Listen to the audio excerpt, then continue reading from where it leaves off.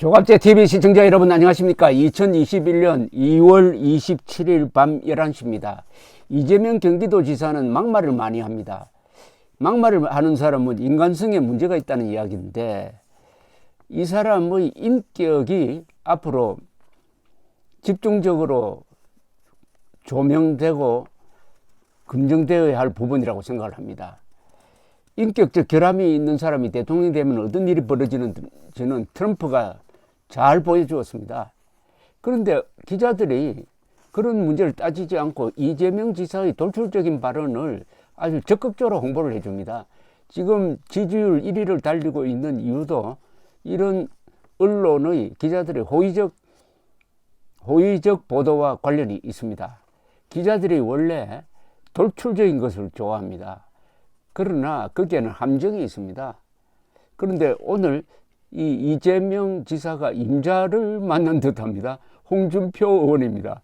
홍준표 의원은 막말을 하는 사람이 아니에요. 아주 논리정연하고 촌철살인입니다. 그런데 오늘은 아주 격한 이야기를 했습니다. 이 이재명 지사를 양아치 같은 행동으로 주목 끈다고 직격탄을 날렸습니다. 페이스북에 쓴 글인데, 웬만하면 아직 때가 아니다 싶어 참고 넘어가려고 했는데, 그동안 양아치 같은 행동으로 주목을 끌고 내가 보기엔 책 같지 않는 책 하나 읽어보고 기본소득의 선지자인 양 행세하고 걸핏하면 남의 당면 가지고 조롱하면서 자기 돈도 아닌 세금으로 도민들에게 푼돈이나 나누어 주는 것이 잘하는 도정입니까? 지도자를 하고 싶다면 진중하게 처신하십시오. 대한민국 국민들은 절대 베네수엘라 급행 열차는 타지 않을 겁니다. 그래도 아직 쓸모가 있다고 판단되어 문 대통령 측이 살려준 것에 불과합니다. 하도 방자해서 한마디 했습니다. 내용은 짧지만은 아주 이재명 씨를 싫어하는 사람들 입장에서는 통쾌하고 속이 뻥 뚫린 느낌이 들 겁니다. 한번 제가 더 읽어드리겠습니다. 웬만하면 아직 때가 아니다 싶어 참고 넘어가려고 했는데, 그동안 양아치 같은 행동으로 주목을 끌고 내가 보기엔 책 같지 않는 책 하나 읽어보고 기본소득의 선지자인 양 행세하고 걸핏하면 남의 당면 가지고 조롱하면서 자기 돈도 아닌 세금으로 도민들에게 푼돈이나 나누어 주는 것이 잘하는 도정입니까? 도정은 경기도 도자의 정입니다. 국정할 때 그 정자입니다. 지도자를 하고 싶다면 진중하게 처신하십시오. 대한민국 국민들은 절대 베네수엘라 급행열차를 타지 않습니다. 그래도 아직 쓸모가 있다고 판단되어 문 대통령 측이 살려준 것에 불과합니다. 하도 방자해서 한마디 했습니다. 이 당면 가지고 한다는 것은 이 지사는 지난해 페이스북에다가 국민의힘이라고 그러지 않고 국민의 짐이라고 계속 쓰고 올린답니다. 이건 좀 공인으로 문제죠. 저 같은 사람이야 뭐 조롱삼아 그렇게 해도 괜찮습니다. 그러나 이게 어떻습니까? 같이 정치하는 사람이 다른 이름은 정확하게 불러줘야죠. 그러니까 양아치란 이 욕을 먹어도 사다는 느낌이 듭니다. 그런데 홍준표의 글에는 항상 이 가시가 있어요. 이 마지막에 이 부분입니다. 그래도 아직 쓸모가 있다고 판단되어 문 대통령 측이 살려준 것에 불과합니다. 이게 뭐냐면은 작년에 이재명 지사가 공직선거법 위반, 허위사실 유포 혐의로 이 당선 무효형을 2심에서 받았다가 대법원에서 이 무죄 취지의 파기환송을 해가지고 결국 무죄가 됐습니다. 그래서 살아난 겁니다. 그 부분을 이야기한 겁니다. 이건 대법원이 판단한 건데도 홍준표 씨는 문 대통령 측이라고 했습니다. 문 대통령 측 김명수 대법원장 이런 뜻 아니겠습니까? 그러니까 김명수 대법원장이 문재인 대통령의 눈치를 보고 아니면 의중을 잃고 이재명을 살려주었다 하는 이런 뉘앙스의 글입니다. 아주 감칠맛이 있는 표현인데 요걸 조금 더 구체적으로 보겠습니다. 이 사안을 이해하려면은 지난해 7월 조선일보 사설에서 이 재판 결과를 비판을 했습니다. 이 대목을 읽어보시면 제가 소개를 해드리면 정리가 될 겁니다. 2심에서 당선 무효형을 선고받은 이재명 경기지사가 대법원에서 무죄 취지 판결을 선고받아 지사직을 계속 유지하게 되었다. 2018년 지방선거 때 TV토론에서 형님을 정신병원에 강제 입원시키려 했느냐는 상대 후보의 질문에 그런 일 없다고 답변한 것이 허위사실 공표에 해당되느냐가 쟁점이었다.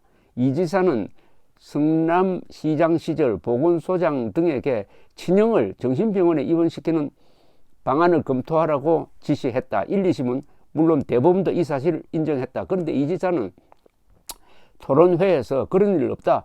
제가 입원을 최종적으로 못하게 했다. 라고 하여 자신이 지시한 부분을 빼놓고 말했다. 사실상 자신은 관여한 적 없다는 취지로 한 말이라고 볼 수밖에 없다. 그런데 대법원은 해당 발언은 적극적이고 일방적으로 드러내어 알리려는 의도에서 한 공표 행위라고 볼 수 없다. 거짓말을 해도 된다니 법원 판결이라고 믿기지 않는다. 라고 논평을 했는데 이 12명의 대법원 전원 합의부 재판, 전원재판부죠. 전원재판부에서 5 대법관은 소수 의견을 냈습니다. 그 중에 한 사람, 이재명에게 유죄를 선고해야 된다는 입장을 밝힌 박상옥 대법관의 소수 의견이 아까 조선일보 사설과 취지가 같습니다. 이렇게 이야기합니다.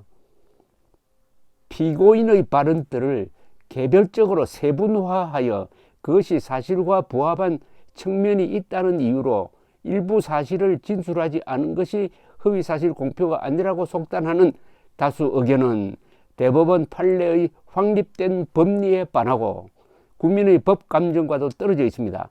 또한 피고인 이재명의 지시, 독촉 사실이 법률에 의하여 공개 의무가 부여되어 있는 사항이 아니더라도 피고인의 발언 전체 내용에 따라 허위 사실에 해당하는지 여부를 판단하여야 합니다. 원심 판결 이유와 적법하게 채택된 증거에 의하면 피고인은 자신의 지휘와 감독을 받고 있는 분당구 보건소장 등에게 형에 대한 정신병원 강제 입원을 지시하고 독촉한 사실이 인정됩니다. 그럼에도 피고인은 상대 후보자의 질문에 대하여 단순히 부인하는 답변만을 한 것이 아니라 자신에게 불리한 지시, 독촉 사실을 숨기고 자신에게 유리한 사실만을 덧붙여서 전체적으로 보아 피고인이 형에 대한 정신병원 입원 절차에 관여하지 않았다는 의미로 해석될 수밖에 없는 취지로 발언하였습니다. 그러니까 적극적 거짓말을 했다는 겁니다. 그런데 다수 의견은 적극적이지 않았다. 소극적으로 거짓말을 했으니까 이거는 범죄가 안 된다라는 논리인데 이것은 법리에 어긋난다는 게 이 소수 의견 박 대법관의 지적입니다. 이러한 피고인의 발언은 단순한 묵비나 부작위가 아니라 적극적으로 구체적 사실을 들어 해명한 것으로 그 전체적 취지가 객관적 진실에 반하는 허위 사실 공표에 해당합니다. 나아가 이는 피고인이 의도적으로 사실을 왜곡하여 선거인의 공정하고 정확한 판단을 거르칠 정도로 전체적으로 보아 진실에 반하는 사실을 공표한 경우에 해당합니다. 따라서 유죄를 선고를 했어야 된다. 그랬으면 지금 정치생은 끝나는 거죠. 7대5로 살아났어요. 그런데도 계속 막말과 과장을 계속하고 있으니까 홍준표 씨가 오늘은 참다 못해가지고 한마디 했다는데 바로 이 대목이 그래도 아직 쓸모가 있다고 판단되어 문 대통령 측이 살려준 것에 불과합니다. 하도 방자해서 한마디 했습니다. 여기에 가시가 있습니다.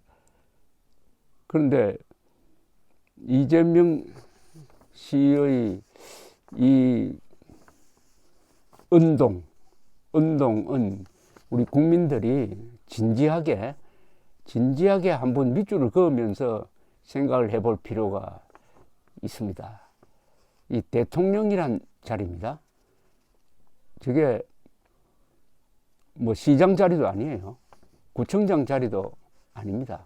아니, 구청장이라도 저런 말 하면 안 되죠. 구청장이 뭐 막말하는 사람들이 들어가는 자리입니까? 이 트럼프를 반면교사로 보시면 됩니다.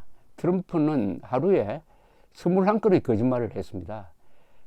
그렇게 쏟아놓으니까 그 건전한 미국 국민들도 트럼프의 선동에 넘어가서 지금 현재로 30%가 트럼프가 부정선거로 떨어졌다고 생각하고 있습니다. 얼마나 끔찍합니까? 대통령이 선동에 앞장서고 거짓말을 쏟아부으면은 그게 언론을 통해서 확대 재생산이 되어가지고 거짓말의 소낙비를 4년, 5년 계속 받다가 보면은 정신이 혼미해진다 이겁니다. 그런 한국판 트럼프를 갖고 싶으면은 이재명 지사에게 계속 박수를 보내고, 이거 좀 생각해 봐야 되겠다고 한다면은 오늘 홍준표 의원의 이 페이스북 글을 한번 다시 읽어보시기 바랍니다. 어쨌든 이재명 지사가 임자를 만났습니다. 저는 홍준표 의원이 이재명 지사를 너무 가볍게 보지 말고 이재명 지사의 주장과 문제점을 논리적으로 계속 제기해 주는 것이 국회의원으로서 의무라고, 공인의 의무라고 저는 생각하고 있습니다. 감사합니다.